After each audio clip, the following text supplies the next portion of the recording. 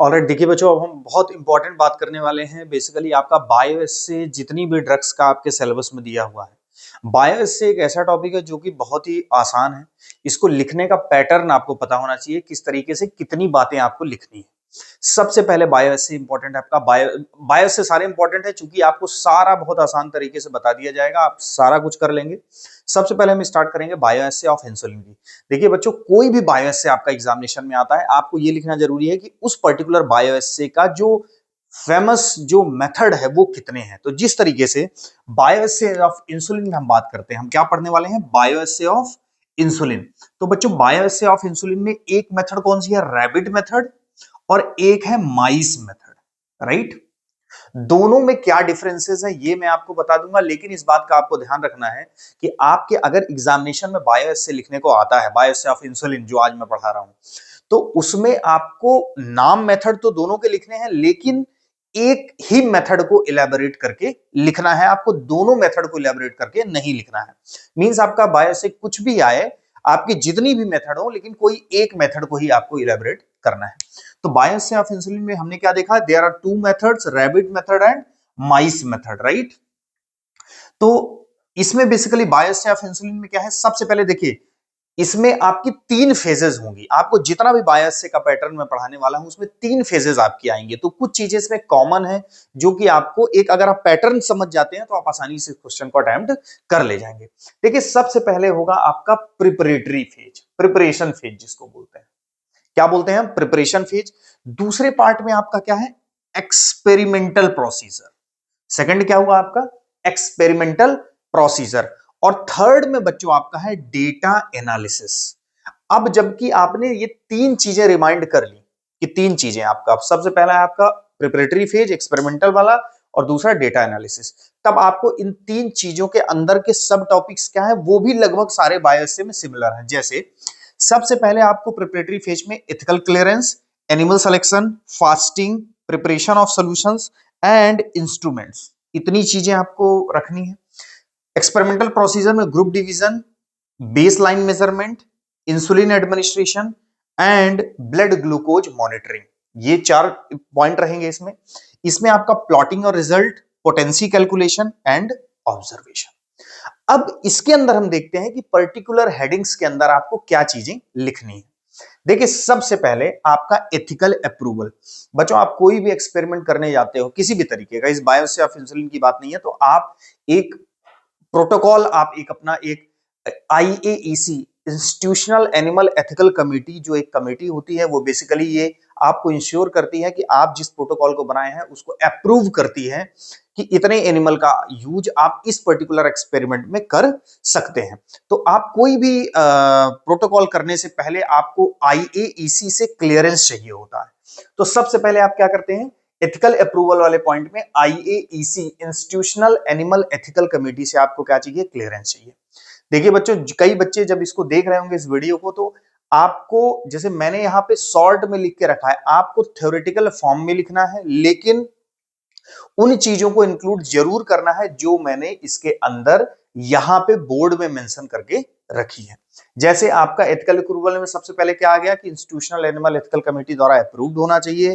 Proper आपको handling guidelines, अगर हम रैबिट मेथड की बात करें तो आपको रैबिट के हैंडलिंग की गाइडलाइन पता होनी चाहिए। सेकंड पार्ट में हम क्या देखते हैं? Animal selection. तो आपको रैबिट सिलेक्शन करता है। देखिए, ये भी इंपॉर्टेंट पार्ट है। आप अगर पहले से ही कोई डिजीज्ड एनिमल ले लेते हैं, या आपने एक एनिमल लिया 1 kg का, दूसरा ले लिया 2 kg का, और अगर सेम डोज ऑफ इंसुलिन, दोनों में हो सकता है डिफरेंट इफेक्ट दे according to the body weight के अकॉर्डिंगली उसका एक्शन क्या होगा? डिफर कर जाएगा।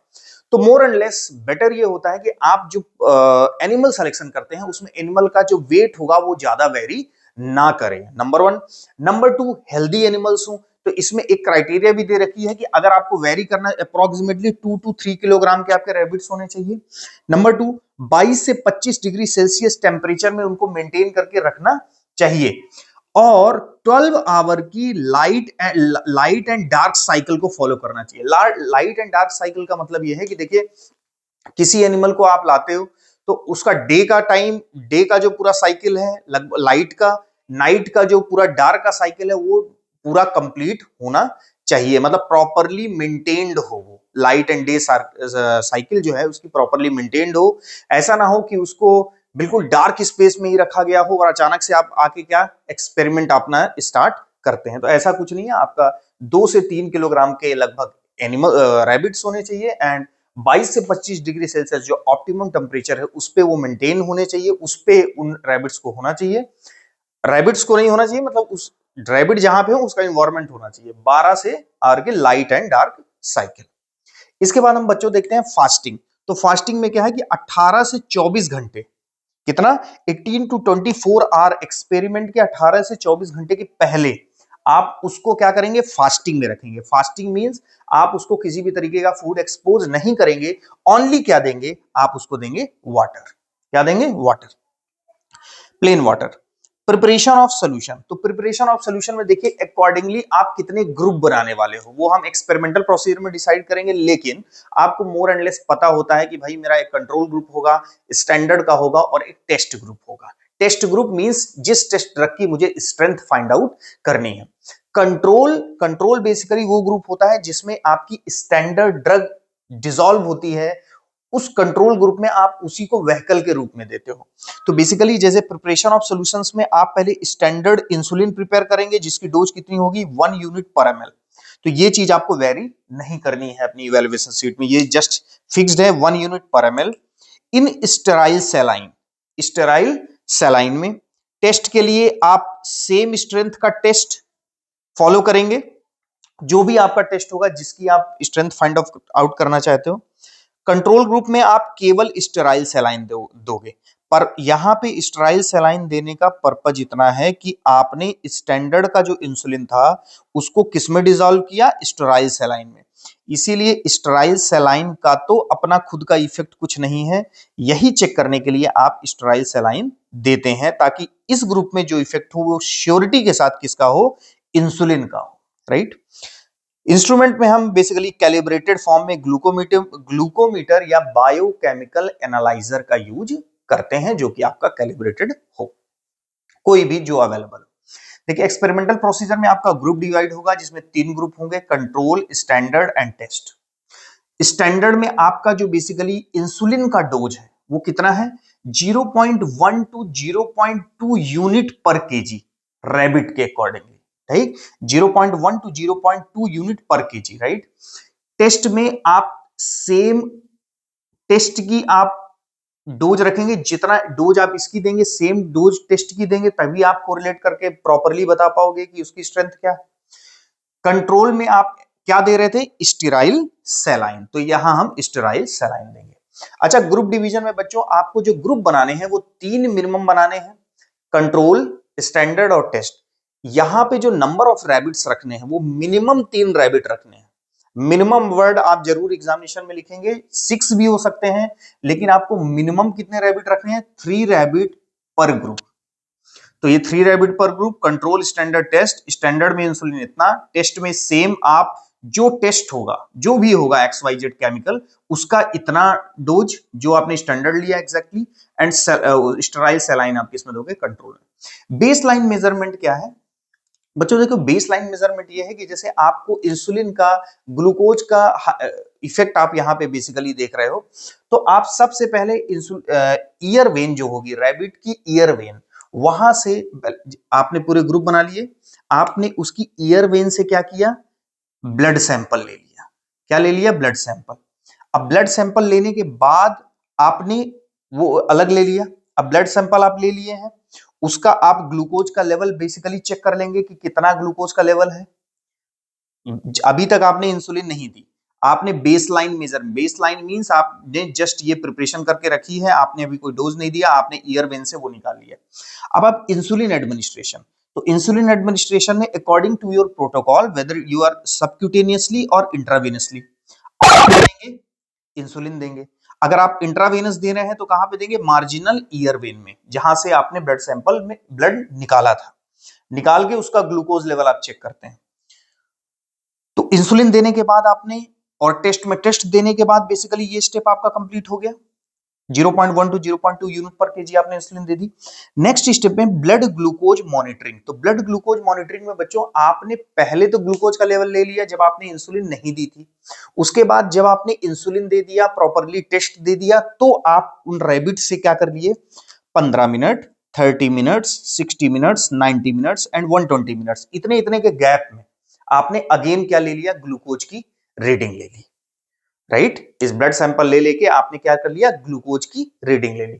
जब आपके पास दो रीडिंग ग्लूकोज की आ गई, एक तो ड्रग देने की, इंसुलिन और टेस्ट देने के पहले, और एक इंसुलिन और टेस्ट देने के इतने इतने देर के बाद में, तब आप डेटा एनालिसिस में जाएंगे। और डेटा एनालिसिस में बेसिकली आप बायोअसे में सबसे पहले आप प्लॉट करेंगे रिजल्ट आपको क्या मिला है, ग्लूकोज का लेवल मिला है with the time interval. Same आपको जब पहले आपने मार्जिनल ईयर वेन से इस बेसिकली बेसलाइन आपने ग्लूकोज लिया वो, और आपने जब इंसुलिन देने के बाद ग्लूकोज लिया डिफरेंट इंटरवल पे वो, तो टाइम के रेस्पेक्ट में आपको क्या ले रहा है, तो ग्लूकोज लेवल एंड टाइम के साथ आप क्या बना लेंगे, डीआरसी प्लॉट कर लेंगे, ग्राफ बना लेंगे।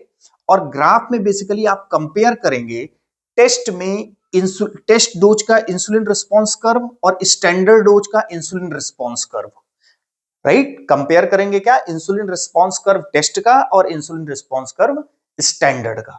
और वो जब आप कंपेयर करेंगे तो बेसिकली आप ED50 मेथड, देखिए दो मेथड होती हैं, या तो ED50 मेथड या तो पैरेलल लाइन एस्से, क्या बोलते हैं हम, पैरेलल लाइन बायोअसे। पैरेलल लाइन बायोअसे से या तो ED50 मेथड से आप कैलकुलेट कर लोगे बेसिकली उसकी क्या, रिलेटिव पोटेंसी, किसकी, टेस्ट की, उस ग्राफ की हेल्प से। तो आपने पोटेंसी निकाल ली टेस्ट की, और वही एक्चुअल में हमारा बायोअसे का पर्पज होता है कि हम किसी अननोन ड्रग का टेस्ट का विद कंपेयर टू स्टैंडर्ड आप क्या निकालते हो, बाय यूजिंग एनिमल स्ट्रेंथ निकालते हो। फिर हम ऑब्जर्वेशन में कुछ एनिमल को रखते हैं कुछ दिन तक, कि अगर मान लीजिए कि अगर आपने इंसुलिन ज्यादा दे दिया हो, बाय डिफॉल्ट वो हाइपोग्लाइसेमिक हो, उनमें लिथार्जी या कन्वर्जन जैसे कुछ सिम्टम हो, तो आप उसको ओरली या इंट्रावेनसली आप ग्लूकोज देके उसको मैनेज कर सकते हैं।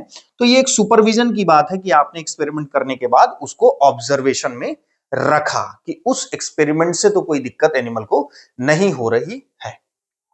तो ये बच्चों ये पूरा प्रोसीजर जो है बेसिकली ये था रैबिट मेथड का। अगर मान लीजिए आपका यहीं पे आपका आ जाता क्या, इसे आपने ग्लूकोज लेवल को चेक किया, अब आपका एक हाइपोग्लाइसीमिया इंडेक्स, हाइपोग्लाइसेमिक कन्वर्जन देखते हैं बेसिकली कौन से मेथड में, माइस मेथड में।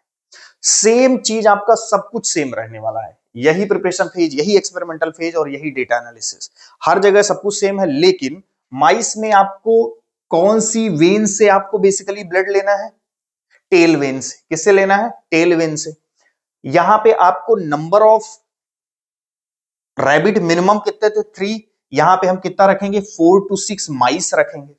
वेट आपको पता है इनका, आपका 2 से 3 किलोग्राम था रैबिट का, ये 20 से 30 मिलीग्राम के होंगे, ओ सॉरी 20 से 30 ग्राम के होंगे। किससे होंगे, 20 to 30 ग्राम्स के होंगे। यहां पे बेसिकली आपको इंसुलिन देना है, चूंकि हाइपोग्लाइसीमिक कन्वर्जन को हम इसमें नोट करते हैं माइस वाले मेथड पे, नोट्स पे आपको प्रॉपरली मिल जाएगा कंटेंट। इतना समझ लेने के बाद आप नोट्स को आसानी से कंटेंट समझ लेंगे।